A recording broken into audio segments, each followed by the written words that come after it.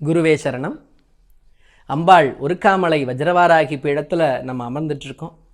இன்றைய நாள் ஒரு பக்தர் கேட்ட கேள்வி, சிவபெருமானை எப்படி வழிபடுவது, சிவபெருமானை வீட்டில் வச்சு வழிபடலாமா அப்படின்ற ஒரு கேள்வி. எல்லாரும் சொல்லக்கூடிய கூற்று சிவனேன்னு இருக்கிறேன் அப்படின்னு சொல்லுவாங்க.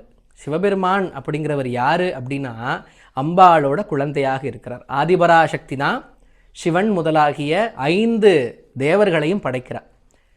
சிவன், பிரம்மா, விஷ்ணு, மகேஸ்வரன், ருத்ரன் அப்படின்னு சொல்லப்படக்கூடிய 5 தேவதைகளையும் படைச்சு உலகில் படைத்தல், அழித்தல், காத்தல், அருளல், மறைத்தல் அப்படிங்கிற 5 தொழில்களையும் செய்கிறதுக்காக அம்பாள் ராஜராஜேஸ்வரி பணிக்கிறார். அதில் பரமசிவனாகப்பட்டவர் என்ன செய்கிறார், சதா சர்வ காலமும் அம்பாளை தியானிக்கிறார். சொல்கிறோமாண்ணா, தியானத்தில் இருக்கும் பொழுது பஞ்சாட்சர மந்திரத்தை சொல்லி நம்ம தியானம் பண்ணுறோம். அந்த சிவனே சதாசர்வ காலமும் தியானத்தில் தான் இருக்கிறார் அப்படின்னா அவர் எந்த மந்திரத்தை சொல்லி எந்த தேவதையை நோக்கி தவம் இருப்பார்? இந்த கேள்வி பல பேருக்கும் உண்டு. அதில் எந்த ஐயப்பாடும் கிடையாது. சதாசர்வ காலமும் சிவன் தியானிப்பது சாக்ஷாத் ராஜராஜேஸ்வரியத்தான். அம்பாளை சிவனை விட உச்சமாக வழிபடக்கூடிய சிஷ்யன் வேறு யாரும் கிடையாது. அம்பாள் மகாகுருவாக இருக்கிறாள். அவரோட சீடராக இருந்து தட்சிண குருவாக நமக்கெல்லாம் அருள் செய்கிறவர் தான் இந்த பரமேஸ்வரன்.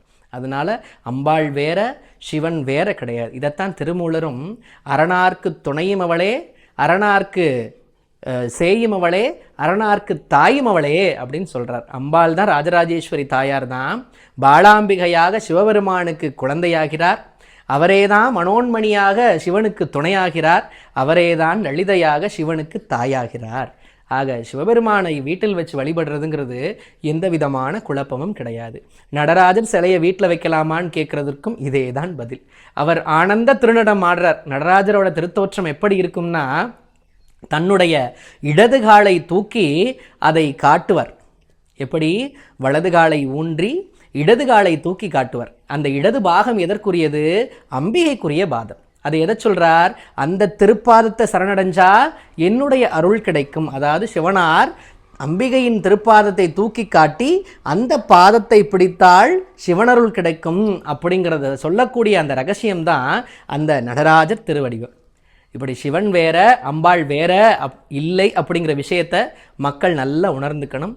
சிவனை வழிபடுவதும் அம்பாளை வழிபடுவதும் ஒன்றுதான்.